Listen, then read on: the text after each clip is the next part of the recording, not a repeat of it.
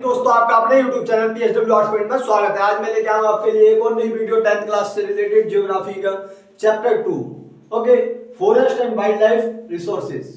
Okay, तो वन्य जीव संसाधन जो है इस चैप्टर का नाम हमारे को देखने को मिलता है।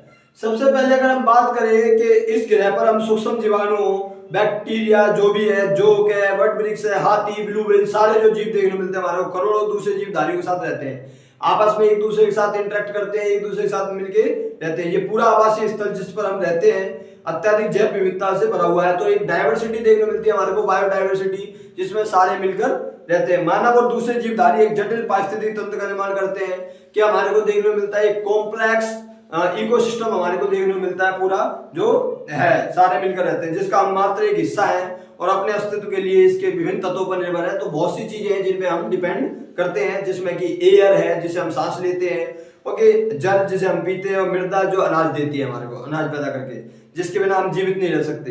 पौधे, पशु, सूक्ष्म जीवी इनका पुण्य सृजन करते हैं, फिर द्वारा से पारिस्थितिक तंत्र में महत्वपूर्ण भूमिका निभाते हैं। अपना अपना रोल है सबका, ओके, जो ये चेन चलते जा रही है। अगर हम बात करें वन्य जीवन जो और कृषि फसल उपजातियों में अत्यधिक जैव विविधता पाई जाती है सबसे ज्यादा। अब सबसे पहला जो टॉपिक देखने को मिलता है इसमें हमारे को वो देखने को मिलता है भारत में वनस्पति और प्राणी जात। क्या है वनस्पति जात और प्राणी जात? यदि आप अपने आसपास नजर दौड़ाएं तो आपको अपने आप ऑटोमेटिक पता लग जाएगा कि कौन सी चीजें जो हमारी जो वो वन्य जीवों में आएंगी, वन्य जीव है, और कौन सी जो है वनस्पति जात के अलावा हमारे को जो है देखने को मिलते हैं पेड़ पौधों की अलग अलग प्रजातियां देखने को मिलती है। जैव विविधता की बात करें तो भारत जो है विश्व के सबसे समृद्ध देशों में से एक है, जहां पर अनेक प्रकार के जीव, अनेक प्रकार के पेड़ पौधों की जो है वन्य जातियां पाई जाती हैं। यहाँ विश्व की सारी जैव जातियों की संख्या 8% है। टोटल अगर हम बात करें तो 8% जो है वो हमारे को देखने को मिलता है, लगभग यहाँ पे प्राणी जात और वन्य जीव हमारे को देखने मिलती है। 8% पूरे विश्व का 16 लाख संख्या के हिसाब से देखें तो ये अभी खोजी जाने वाली उपजातियों में 2 या 3 गुना है। अगर हम बात करें वन्य जीव संसाधनों के क्षेत्रफल और किस्मों के बारे में, तो आपने सोचा होगा कि इन संसाधनों का आपके दैनिक जीवन में क्या इस्तेमाल है। तो एक चीज बताऊं मैं, तो हर चीज जो भी हम खा रहे हैं, पेड़ पौधे जो है उनसे ही मिल रही है हमारे को। चाहे वो अगर हम सब्जियों की बात करें या फलों की बात करें तो वो हमारे को अलग अलग प्रजातियों के देखने को मिलते हैं। तो इस तरीके से हमारे को भारत में वनस्पति जात और प्राणी जात दोनों देखने मिलती है। अगर हम बात करें भारत में जो है वन और वन्य जीवन का संरक्षण किस तरीके होता है, तो वन्य जीवन में और वनों में तेज गति से हो रहे ह्रास के कारण इनका संरक्षण बहुत आवश्यक हो गया है। परंतु हमें वनों और वन्य जीव का संरक्षण करना आवश्यक है। अगर हम इन्हें बचा लेंगे तो ये आगे हमारे काम आएंगे। हमारे जीवन साध्य संसाधन जैसे जल, वायु, मृदा बने रहते हैं। ये विभिन्न जातियों में बेहतर जनन के लिए वनस्पतियों, पशुओं में जीन्स विविधता को भी संरक्षित रखते हैं, नहीं तो ये भी एक दिन खत्म हो जाएंगे, विलुप्त हो जाएंगे, ये एग्जिस्ट ही नहीं करेंगे। उदाहरण के तौर पर हम कृषि में अभी पारंपरिक फसलों पर निर्भर है। अगर जलीय जैव विविधता मोटे तौर पर देखें तो मत्स्य पालन से मछली पालन बनाए रखने पर निर्भर है। तो ये सारी चीजें हमारे को देखने को मिलती है। इसके अलावा हम बात करें जो हमारा सबसे पहले आता है हमारा जो ये है वन्य संरक्षण अधिनियम। भारतीय वन्य जीव संरक्षण अधिनियम आया 1972 में। पर्यावरण संरक्षकों ने राष्ट्रीय वन्य जीवन सुरक्षा कार्यक्रम की पुरजोर मांग की थी, जिसमें वन्य जीवों के आवास संरक्षण के अनेक प्रावधान थे। सारे भारत में रक्षित जातियों की सूची प्रकाशित की गई, कौन कौन सी ऐसी प्रजातियां हैं जो आने वाले टाइम में शायद खत्म हो जाएंगी, तो उनको सुरक्षित किया जाए। इस कार्यक्रम के तहत बची हुई संकटग्रस्त जो भी संकटग्रस्त जातियों के बचाव पर, शिकार प्रतिबंधन पर और वन्य जीव आवासों का कानूनी रक्षण किया गया। इसका मेन उद्देश्य सिंपल सा ये था कि जो भी संकटग्रस्त प्रजातियां हैं उनको बचाया जाए और किसी प्रकार का जो शिकार नहीं किया जाएगा। ओके, शिकार पर पाबंदी लगाई गई और साथ ही साथ कानून बनाए गए कुछ के हाँ कोई किस तरीके से नुकसान पहुंचा सकता है। जंगली जीवों के व्यापार पर रोक लगाने आदि पर प्रबल जोर दिया गया कि कोई भी जंगली जानवरों का कोई व्यापार नहीं होगा। केंद्रीय सरकार व कई राज्य सरकार राष्ट्रीय उद्यान, वन्य जीव पशु विहार स्थापित किए, जिनके बारे में हम पहले ही पढ़ चुके हैं। अगर हम बात करें वन प्राणियों को रक्षण प्रदान करता है ये चीजें। इन प्राणियों में बहुत से ऐसे आते हैं जो संकटग्रस्त हैं, जिसमें बाघों की संख्या बहुत ज्यादा कम हो गई है भारत में। एक सींग वाला गैंडा धीरे धीरे बिल्कुल गायब ही हो गए हैं। कश्मीरी हिरण है, हंगुल है। 3 प्रकार के मगरमच्छ जो देखने मिलते थे हमारे को, स्वच्छ जल मगरमच्छ, लवणीय जल मगरमच्छ और घड़ियाल। एशियाई शेर, अन्य प्राणी ऐसे कुछ हैं जो ये जो है आने वाले टाइम पे जो है एक तरह से पूरी तरीके से विलुप्त हो जाएंगे, तो इनको बचाने पर इसमें जोर दिया गया। कुछ और भी पहले भारतीय हाथी जैसे काला हिरण, चिंकारा, भारतीय घोड़ावन और हिम तेंदुआ, ये सारी जो हमारे को देखने को मिलती है जनजातियां जो आने वाले टाइम में नष्ट हो सकती हैं। इसके अलावा बाघ परियोजना की बात करें, 1973 में आई थी बाघ परियोजना बाघों को बचाने के लिए। ओके, तो 20वीं शताब्दी के आरंभ में बाघों की संख्या कितनी थी टोटल? यहाँ पे 55,000।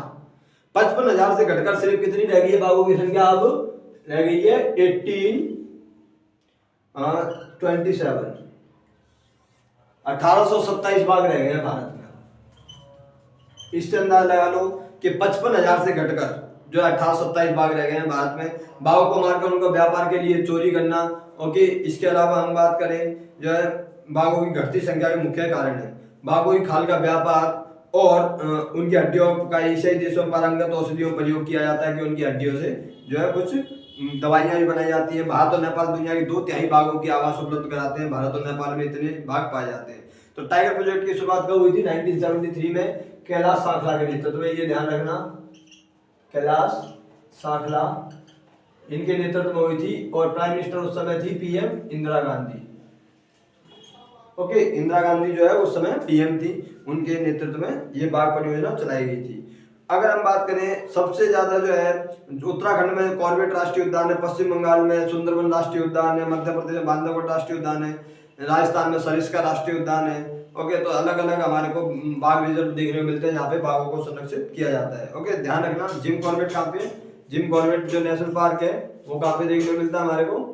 तो अलग अलग नेशनल पार्क अलग अलग हमारे को देखने को मिलते हैं। जैसे जिम कॉर्बेट नेशनल पार्क कहाँ पर है? ये उत्तराखंड में। पश्चिम बंगाल में हमारे को सुंदरबन राष्ट्रीय उद्यान देखने को मिलता है, मध्य प्रदेश में बांधवगढ़ है और राजस्थान में सरिस्का है। तो इस तरीके से हमारे को देखने को मिलते हैं जहाँ पे बाघों को रिजर्व किया जाता है।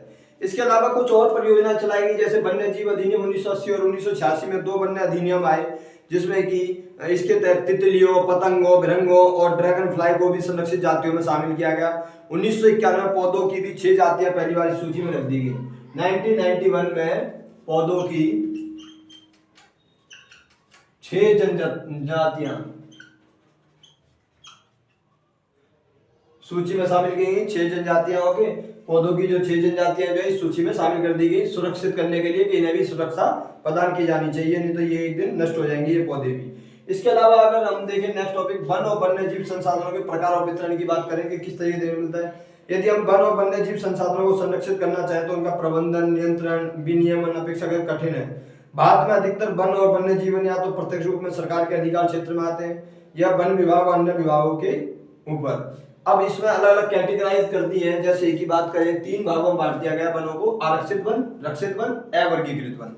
आरक्षित वन वो होते हैं जो देश में आधे से अधिक वन क्षेत्र आरक्षित वन घोषित किए गए हैं। जहां तक वन और वन्य प्राणियों के संरक्षण की बात है, आरक्षित वनों को सर्वाधिक मूल्यवान माना जाता है, जहां पे कि सबसे ज्यादा सिक्योरिटी रखी जाती है। दूसरे नंबर पे बात आती है रक्षित वनों की, तो वन विभाग के अनुसार देश के कुल वन क्षेत्र का 1/3 हिस्सा जो है रक्षित वन में आता है। इन वनों को और अधिक नष्ट होने से बचाने के लिए इनकी सुरक्षा दी जाती है।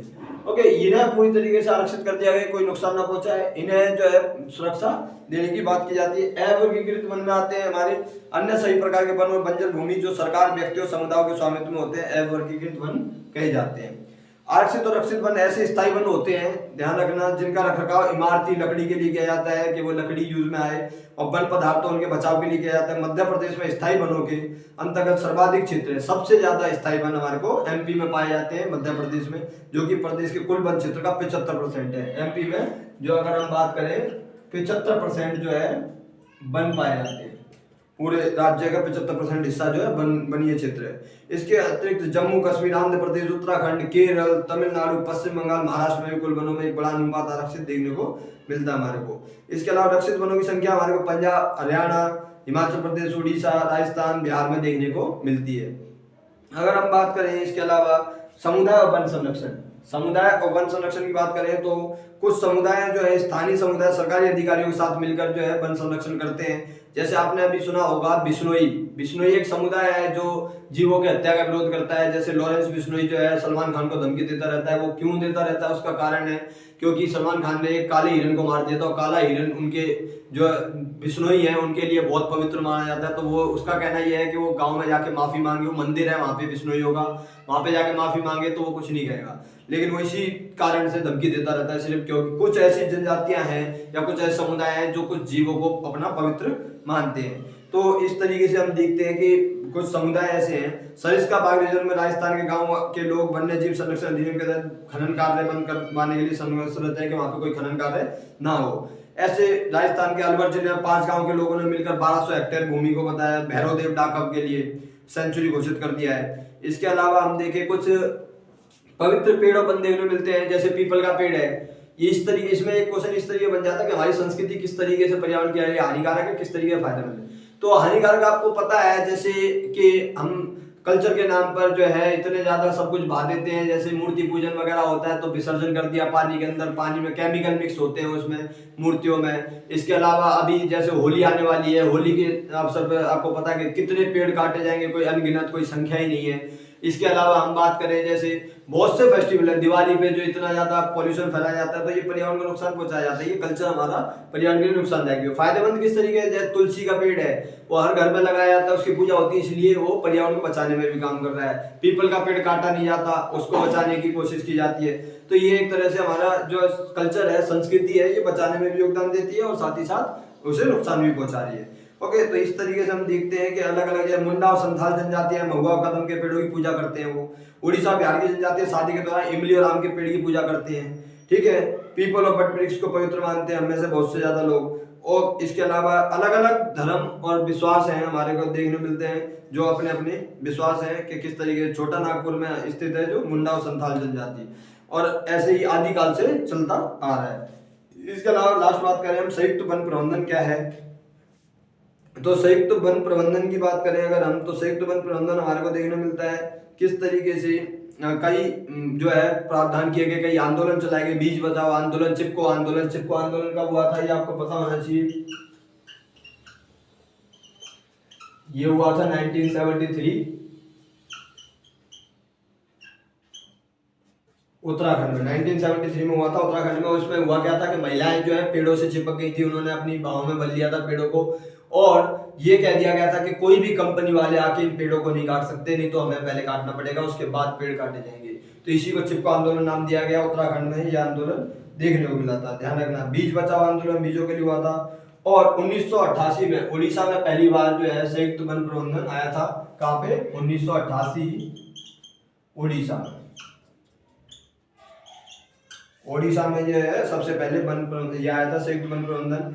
और इसमें गैर इमारती वन उत्पादों की हकदारी, सफल संरक्षण में प्राप्त इमारती लकड़ी लाभ में भी भागीदार होते हैं। तो इस तरीके से ये हमारे को देखने को मिलता है कि वनों को बचाने के लिए जो है अनेक प्रावधान किए गए हैं। तो ये जो है इस चैप्टर में ये सारी चीजें देखने मिलती है हमारे को कि किस तरीके से हमारे प्राणी जात वन्य जीव हमारे को देखने मिलते हैं। इससे पहले की वीडियो जो है इसकी बुक की, इस वाली बुक की, वो आ चुकी है, आप उसे भी देख सकते हो। तो ज्यादा से ज्यादा इस चैनल को शेयर करो और साथ ही साथ सब्सक्राइब करो, बेल आइकन को प्रेस करो ताकि आने वाली वीडियोस की नोटिफिकेशन भी आपको मिल सके। तो थैंक यू गाइस, जय हिंद, जय भारत।